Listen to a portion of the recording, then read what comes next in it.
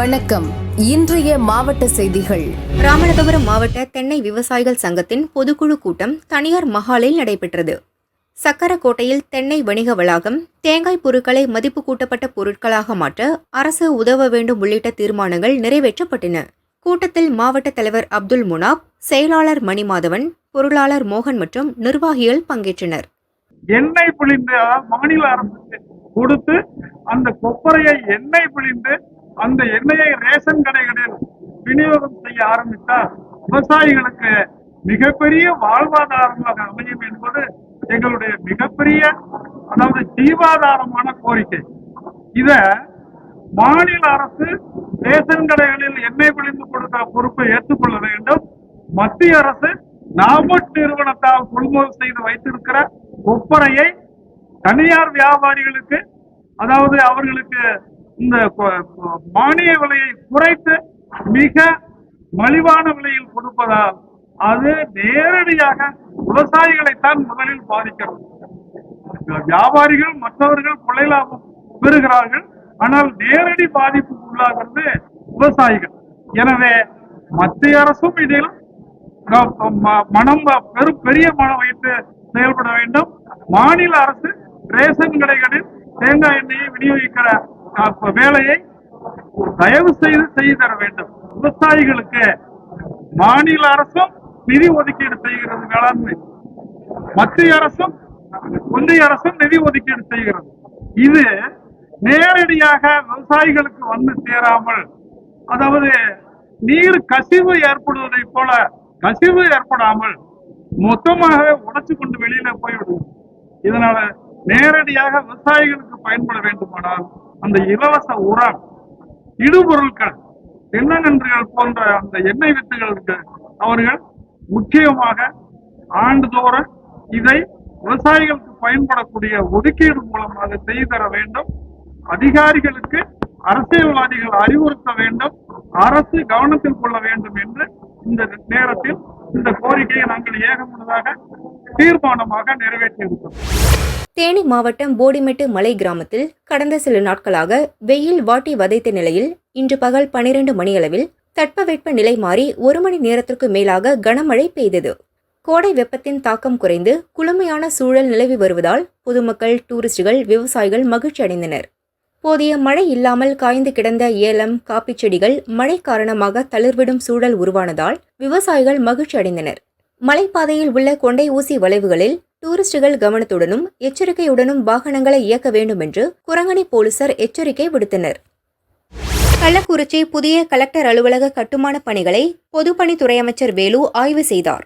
அதைத் தொடர்ந்து அவர் செய்தியாளர்களை சந்தித்தார். இந்த நீதிமன்ற தீர்ப்பு என்பது ஏதோ தனிப்பட்ட முறையில் ஒரு ஆட்சி நடக்கிற திராவிட மாவட்டத்துக்கு மாத்திரம் இல்லை, யாரெல்லாம் கல்வியை நேசிக்கிறார்களோ தமிழ்நாட்டில் அத்தனை பேருக்கு ஒரு தீர்ப்பு தான். ஆதாரம் இல்லாமல் பத்திரிகையில வர்ற செய்திகளோ அல்லது தொலைக்காட்சியில் வருகிற செய்திகளோ இதுக்கு நம்ம முறையா பதில் சொல்ல முடியாது. ஆனால் ஒன்று என்னன்னு கேட்டீங்கன்னா, அப்படி ஒன்று இருக்குமே ஆனால், புகார் இருக்குமே ஆனால் அவைகளெல்லாம் சட்டத்திட்டத்துக்கு உட்பட்டது தான். மேல் நடவடிக்கை எடுத்தா நாங்கள்லாம் அதை பேசுவோம், நாங்கள் அதில் ஒன்றும் மாற்றம் இல்லை. பொதுவாகவே மக்கள் எங்கள் பக்கத்தில் இருக்கிறார்கள். ஒண்ணுங்களே சேர்த்து சொல்றேன், நம் பக்கத்துல மக்கள்லாம் இருக்கிறாங்க. ஆனா அந்த மக்கள் நம் பக்கத்துல இருக்கிறத மக்களை அவங்களை எப்படி டிஸ்டர்ப் பண்ணலாம், இது மாதிரி சொல்லி டிஸ்டர்ப் பண்ணலாம் என்ற ஒரு முயற்சி அது. அந்த முயற்சி எடுத்திருக்கிறாங்க. இந்த ஆட்சி மீது களங்கம் கற்பிக்கலாம் என்ற அடிப்படையில ஒரு முயற்சி நடைபெற்றுக் கொண்டிருக்கிறத ஒழிய வேறொன்றும் அல்ல. அவர் தான் எதிரி அப்படின்ற ஒரு கொள்கையா ஒரு அரசியல் கட்சிக்கு, ஒரு எதிர்ப்பா இருக்கிற ஒரு அரசியல் கட்சிக்கு எங்களுக்கு திமுக இருக்கிறதா எங்க கொள்கை அப்படின்னு சொல்லலாமா? முதல்ல வக்ஃபு சட்டத்திருத்த மசோதாவை திரும்ப பெற வலியுறுத்தி புதுச்சேரி காங்கிரஸ் சிறுபான்மை அணி சார்பில் அண்ணாதுரை சிலை அருகே கண்டன ஆர்ப்பாட்டம் நடைபெற்றது. இது ஒரு சந்தர்ப்பவாத கூட்டணி. தொடர்ந்து பலமுறை மரியாதைக்குரிய எடப்பாடி பழனிசாமி அவர்கள் எந்த காலத்திலேயும் பாரதிய ஜனதாவோடு நாங்கள் இனிமேல் கூட்டணி சேர மாட்டோம் என்று பலமுறை அறிக்கை விட்டார், பேட்டி கொடுத்தார். அது மட்டுமல்ல, புரட்சி தலைவி ஜெயலலிதா அம்மையார் அவர்கள் பாரதிய ஜனதா விட்டு வெளியே வருகின்ற சமயத்தில் பாரதிய ஜனதாவோடு எப்பொழுதும் நான் இனிமேல் கூட்டணி சேர மாட்டேன், அனைத்து இந்திய அண்ணா திராவிட முன்னேற்ற கழகம் சேராது என்று சொன்னார்கள். ஆனால் இப்பொழுது குறிப்பாக அழுத்தம் கொடுத்து, எடப்பாடி அவர்களுக்கு அழுத்தம் கொடுத்து பாரதிய ஜனதாவோடு கூட்டணியை திரு அமித்ஷா அவர்கள் சேர்த்திருக்கிறார்கள். இது ஒரு சந்தர்ப்பவாத கூட்டணி, மக்கள் விரோத கூட்டணி.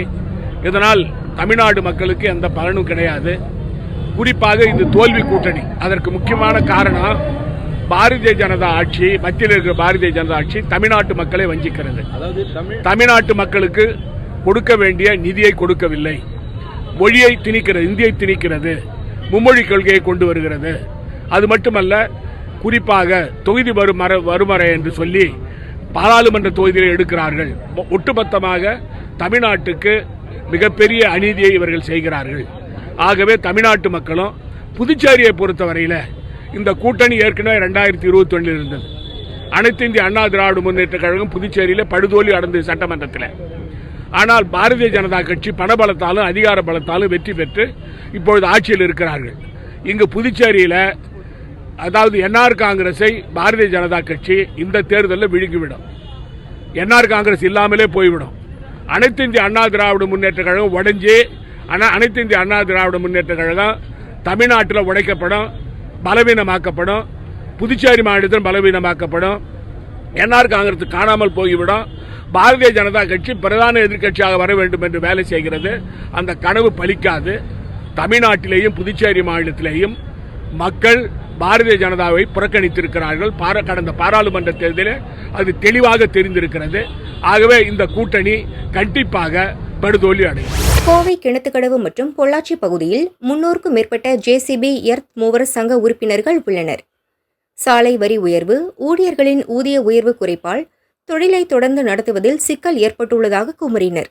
எனவே சாலை வரியை உடனே குறைக்க வேண்டும், ஊழியர்களின் ஊதியத்தை உயர்த்த வேண்டும் உள்ளிட்ட கோரிக்கைகளை வலியுறுத்தி ஸ்ட்ரைக்கில் குதித்தனர்.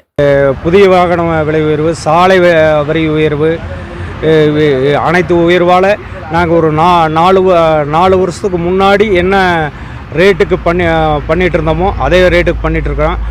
திரும்ப அது வெளியில் நாங்கள் கேட்டும் அரசுக்கு கோரிக்கை வச்சும் எங்களுக்கு ரேட்டு சேர்த்து கிடைச்ச மாதிரி இல்லை.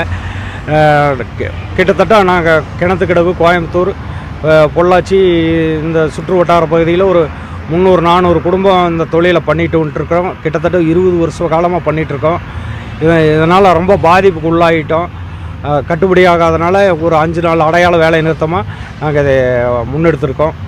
அரசு கவனத்தில் எடுத்து இதை ஒரு முடிவு கொண்டு வரணும். பொதுமக்களும் ஆதரவு தரணும். வாடகை உறுதி கொஞ்சம் ஆதரவு கொடுத்ததுன்னா எல்லா குடும்பமும் நல்லா இருக்குங்கிற ஒரு ஒருமித்த கருத்தோடு பயணிக்கிறோம்.